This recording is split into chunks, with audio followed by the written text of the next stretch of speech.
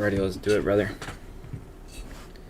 Just one W and left the charts. Perfect, bro. Perfect. Yeah, you can screenshot and send to the chat if you want. But alright, let's go ahead and go over this. So, change in state deliveries is what we'll be going over today. Change state deliveries, they are one of the best confluences in my opinion. They work amazingly. As you know, M&Z, we were talking about how you need to wait for the candle close to be a inverse value gap, right? Same thing applies to change state deliveries, right? So what is a change of state delivery? Well, a change of state delivery is essentially when we have something like this, and then depending on if you want to go up or down, you get a body close below the range, or vice versa, you get a body close above the range. Okay, so that is a change state delivery. You guys might be like, oh, is that a break in structure? No, a break in structure is when we do, well, technically it is, but it's not, because a lot of times break in structures are the wick will go below and the candle will close above, or vice versa. The candle will go above and the candle will close below, right? That's a break in structure. What I focus on are the change state deliveries when, again, we get the candle close above. Okay, so how can you use this in your trading? Well, it's very simple. Essentially, if you're looking at this range, right, let's go on back to like 9:30, so I'm on the 1 minute chart. Any change state delivery is essentially once we close below a wick. So a lot of times, say we have like a range, right, boom, boom, boom, and maybe we have like a wick here, right?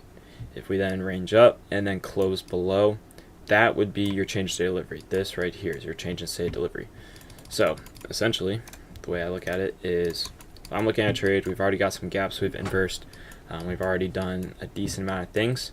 Off the rip, I can already see a change in state delivery. We have one right here, right here. This candle right here would be your change in state delivery. You could also do like zoomed in. You could say, okay, if we've already gotten everything I need to see, as you see, look, we reject off this fair value gap.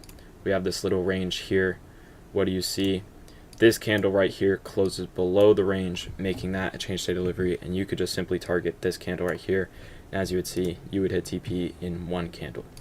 I use them on the 30-second the most, but you can do it in all categories, right? So another change state delivery would be right here. As you see, we're kind of ranging in this range here. We're just going up and down, and then eventually this candle right here closes above the entire range, giving us another change state delivery, and you could literally just target right here, and that would be a great trade as well. So those are all change state deliveries, and the way I use it in my model is essentially I want to see us basically do exactly this. So if we're inversing gaps, which we're getting here, we've inversed a gap, then this is literally the exact setup I showed in the playbook.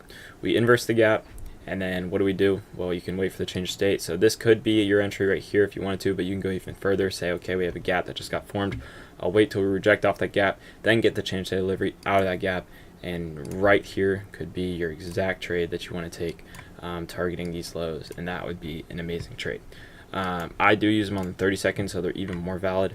Like right here, this is again another perfect example. As you see, a change state right on through, boom, you can enter on that, and that's a great trade.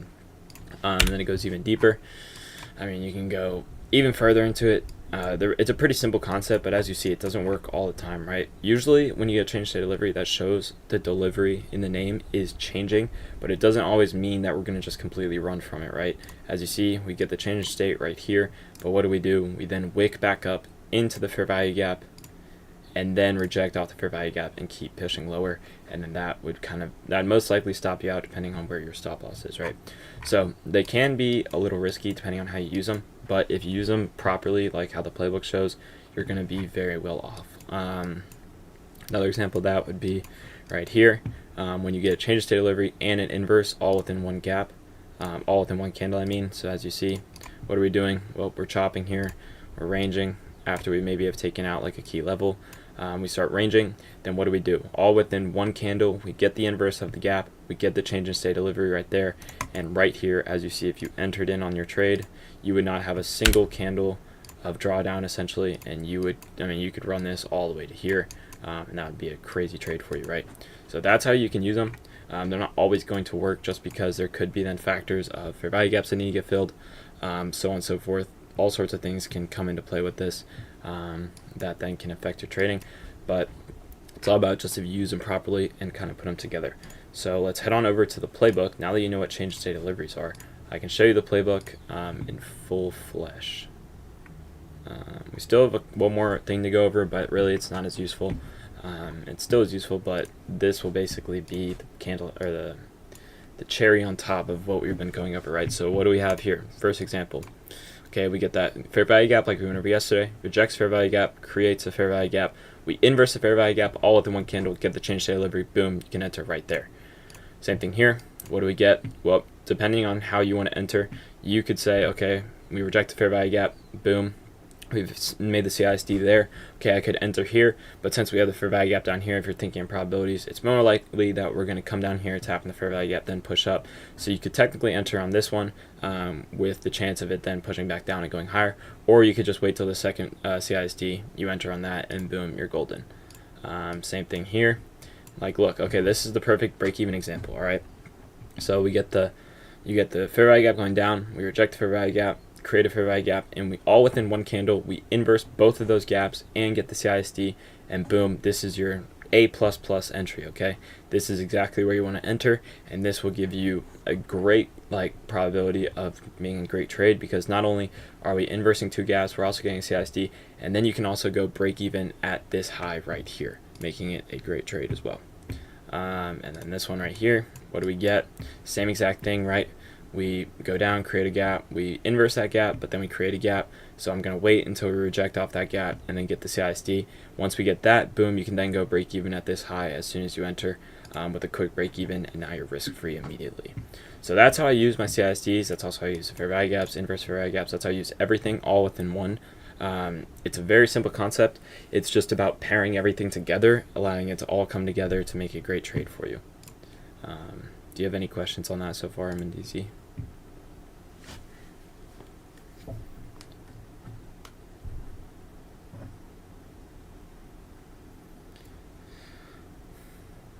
It will definitely take some back testing, but yeah, it's very simple in my opinion to pick up and do pretty well on. You just have to kind of understand how everything comes together, when it comes together, and when it does all come together, it is almost like it's just going to pop out at you. Like, you won't be able to miss it, so on and so forth. You're just going to be able to spot it, take the trade, and move on. That's what I was kind of talking about a little bit yesterday, right? You just have to take the same setups over and over, and it'll eventually play out, and that's exactly kind of how these setups work, right? Not all the time is going to work, but the times that you do take it and don't hesitate, it's going to be very well for you, and you're going to have a lot of success.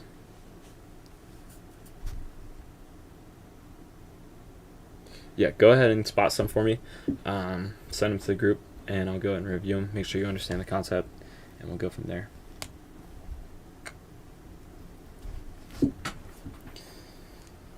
But again, touching on what we were talking about, you just have to wait for that candle close, right? You got to wait for that candle to close, and then you can get your trade.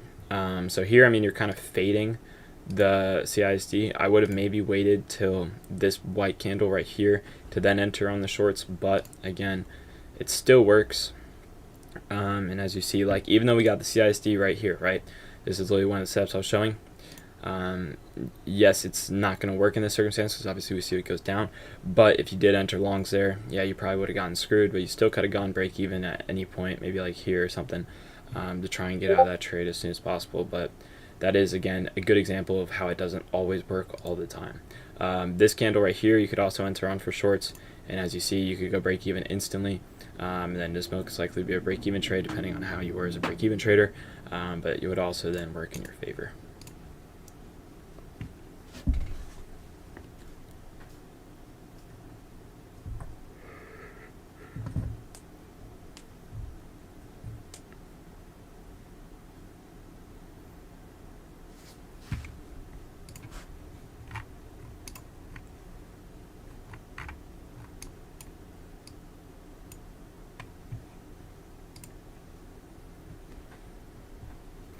And in there I see multiple inverse variables. Yeah, so if we're inversing multiple gaps, you know, I talked about that yesterday. You don't really want to see that.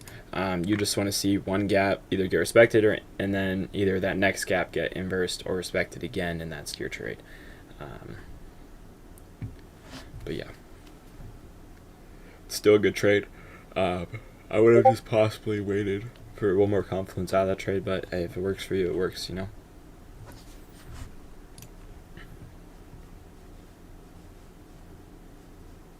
Yeah, I would have gone break even essentially once we closed below this low, but as you see, once we closed below that low, it still would have taken you break even, but you still were able to get out on that trade pretty well. So it's a good trade, bro.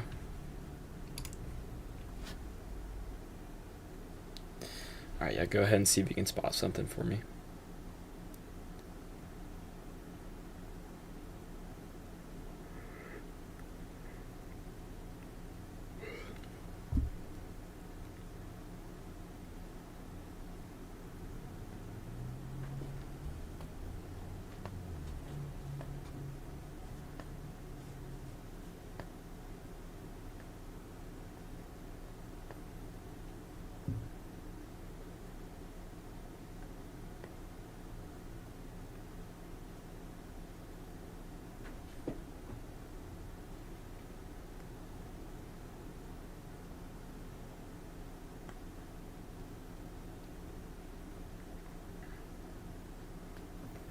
Then tomorrow will basically be one of like the last main confluences I use for every trade.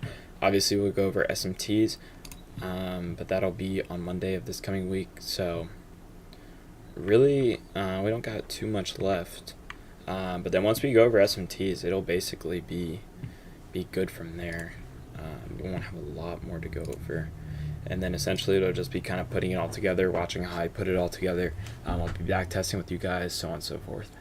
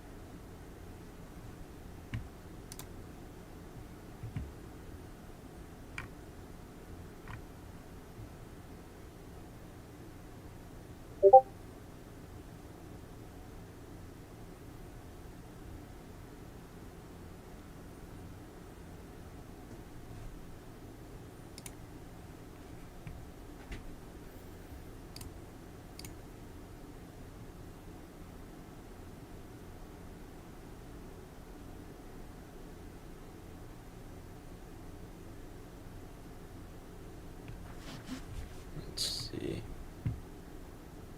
Yep, where you cross that line, yep, that's a CISD.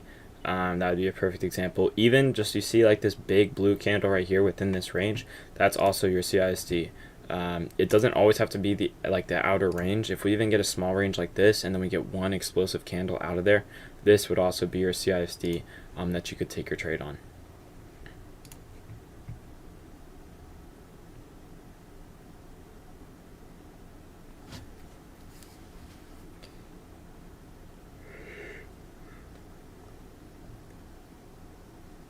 Yeah, if you get a really explosive move, it can be a good confirmation. Obviously, we can sometimes retrace out of that explosive move, but most of the time, that's going to be your perfect move right there, catching that momentum and moving forward with that.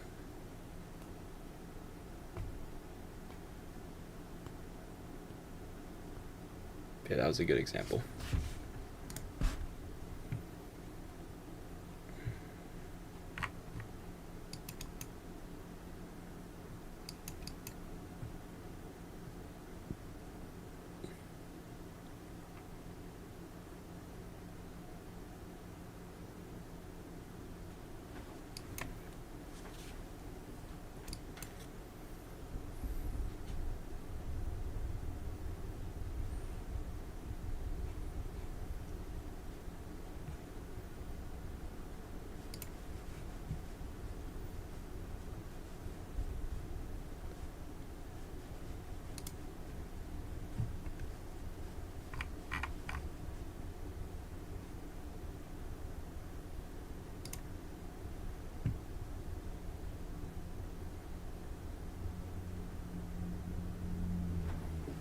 You got any more questions on CISDs or anything? It's a pretty quick lesson. But yep, right there, it's a good CISD. That'd be perfect. Obviously, you want more explosion out of it, but that still works for what you're looking for.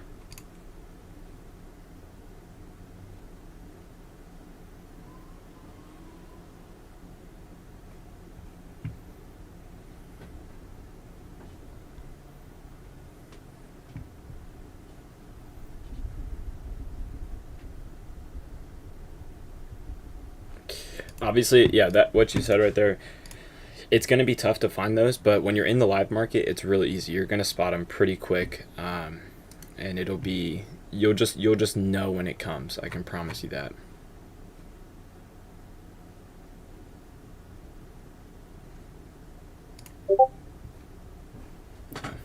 So yeah, moving forward now in the live market, just be looking for them as they come, and you'll definitely be able to spot them pretty easily.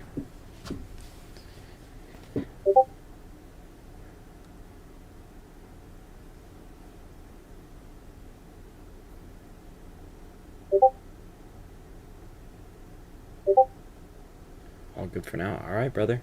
Well, that'll probably be the recording. Pretty quick lesson, but that's it for the day. Tomorrow I'll be going over order blocks, and then essentially from there, I mean, you should have everything you need to know, but then SMTs will go even further, and even we'll keep going further and further into it, and keep moving forward with that. But with that being said, MNTZ, have a good day, brother. Stay safe in trading, and I will see you guys tomorrow. Deuces, brother.